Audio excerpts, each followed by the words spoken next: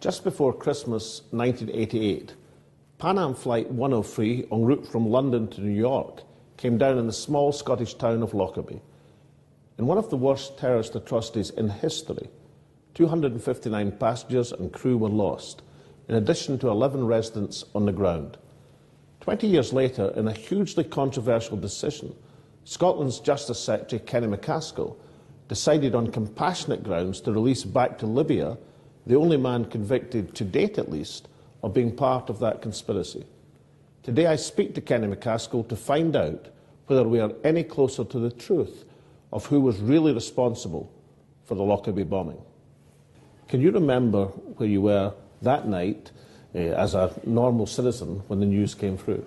Absolutely. I think it's seared in the soul of every Scot. But I was at home, my wife was out, our eldest son was about 13 months old, and at the end of the news programme that had been on, just about 10 to 8, it came down and said that there was a plane had gone missing over southwest Scotland. That was all. And of course, you couldn't possibly know that over 20 years later, you would be the Justice Secretary in a Scottish government, and it fell upon you to decide on the release, or potential release, of the only person convicted of that terrorist atrocity, Mr Abdul Basit al-Megrahi. So by the 2009, you were the centre of world attention.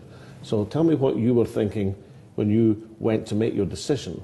I was thinking of just doing my job and doing my duty, and there was a lot of pressure. It's quite difficult to explain because of the complexities of the case. You turned down the Libyan government application for prisoner transfer under the deal they'd made with the British government, but you approved Mr Megrahi's application for compassionate release because he had prostate cancer. Can you explain how you made two different decisions in these applications? I have to say I would normally grant a prisoner transfer application. I've always felt it was right and appropriate, and even the likes of Nelson Mandela had argued that Megrahi should be closer to home.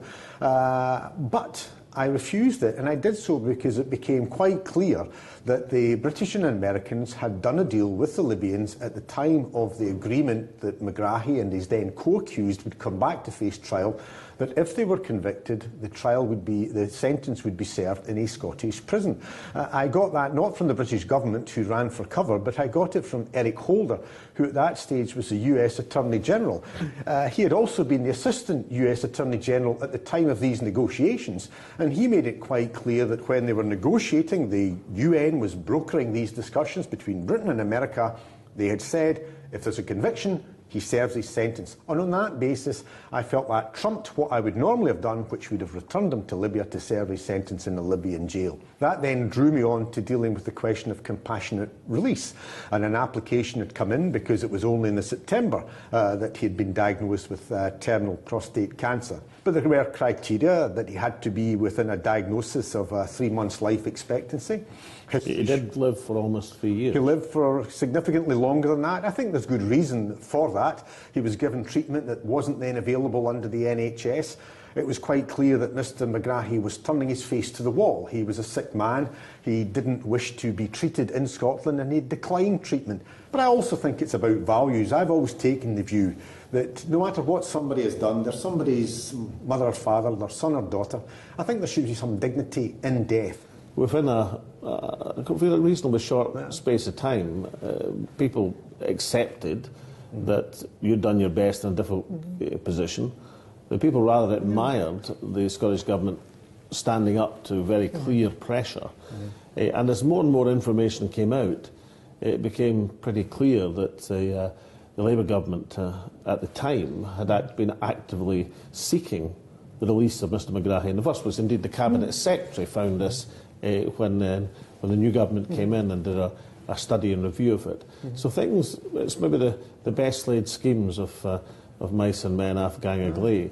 Yeah, I think that's true. I think Scotland's a strange wee place, as you know well. I think as soon as Senator Menendez and other Americans became very hostile towards me, even Scots who hadn't perhaps supported my decision felt that he's one of us, leave him alone. And I think the hypocrisy still comes out as even a few weeks back further revelations about what MI6 and the CIA were doing with the Libyan regime. Political parties which were busy attacking you for releasing Mr Megrahi on compassionate grounds, their own party leadership had simultaneously been trying to get him released on trade investment on oil grounds? Well, political parties and governments were shameful in their hypocrisy. They were double-dealing. I'd always known that Scotland was a small cog in a big wheel.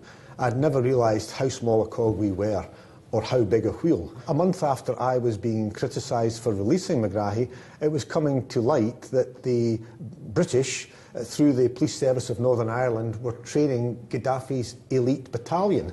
It's also since become clear that Britain, through and with assistance of the United States, was rendering prisoners to Colonel Gaddafi. So this was about building a relationship between the West and Gaddafi, and Scotland was slapped about mercilessly. I believe we did the right thing, and yet Britain and America were conniving to achieve what we delivered, but blaming us for doing what we did for the right reasons. So when Tony Blair was in the desert in the tent with Colonel Gaddafi, it was uppermost in his mind bringing Libya back into the nexus, the fold of Western approval, or it was uppermost in his mind the reissuing of the licences that BP and other oil companies wanted? Well, it's quite clear. I mean, I researched it and came out with a timeline. Gaddafi and Blair met. The following day, a huge deal was signed for a major oil company, and the day after that, prisoners were rendered by the MI6 to the CIA, so Colonel Gaddafi got things back, as well as people getting access to his country's natural resources. If you follow that and understand that, then why do you still think Megrahi was guilty? I think it's quite clear he was at a level of such seniority that he was acceptable to the West, and he was also not senior enough to be a threat to the Gaddafi regime. Is there a prospect of further convictions which might get to the heart of who was actually taking the decision?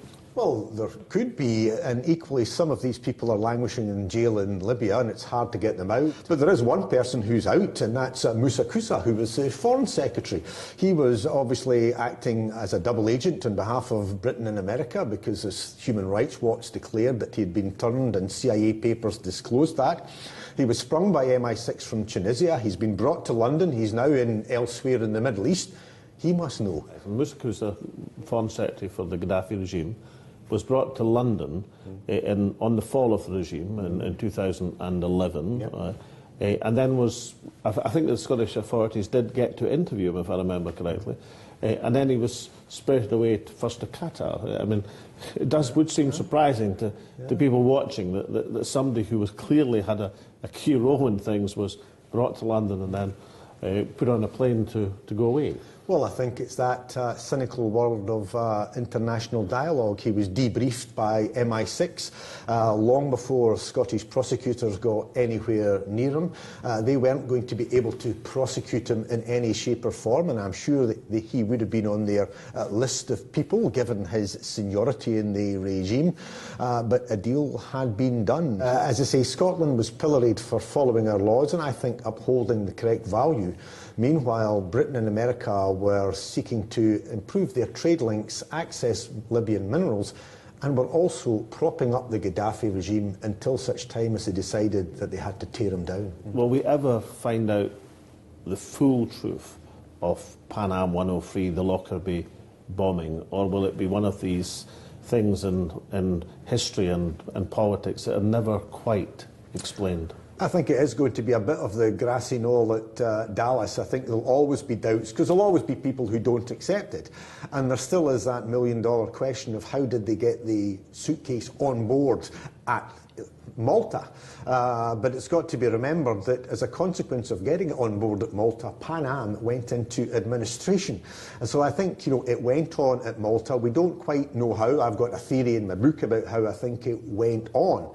But I think there's no doubt Libya did it, but they were aided and abetted by others. Megrahi had a role, but it was a relatively minor role. People do know. Moussa Koussa knows, and he's currently in the Middle East. Sanusi knows. Saif Gaddafi knows. They're there. They can argue, but whether we'll actually hear further, I doubt very much. Kenny McCaskill, thank you very much. Thank you. Powerful stuff. As Kenny McCaskill has told us, he made his decision to release Mr Megrahi according to the law of Scotland and on compassionate grounds. Here is my view. Is it possible for somebody to be guilty yet wrongfully convicted. Yes, it is. Kenny McCaskill is correct. The forensic evidence compiled by the Scottish authorities and the FBI clearly identified Libyan involvement, and Malta as the place where the bomb was planted. Mr. Megrahi was a high-ranking Libyan intelligence official on the scene at the time. This supports the charge that he, acting with others, was part of the Lockerbie conspiracy. However, his conviction was not just based on the strength of that evidence, but on identification evidence, which is, to say the least, open to question. Back in 2009, Kenny McCaskill was aware of this, as was I as Scotland's First Minister. And we were aware of something else: the total cynicism of some of those who attacked the Scottish Government for our decision. Throughout this period, the British Government of first Tony Blair and then Gordon Brown were secretly acting to promote Mr. Megrahi's release, and not on the grounds of compassion or justice, but for trade, for big business, and for oil. Such is state hypocrisy. From all of us here at the Alex Salmond Show, it's goodbye for now.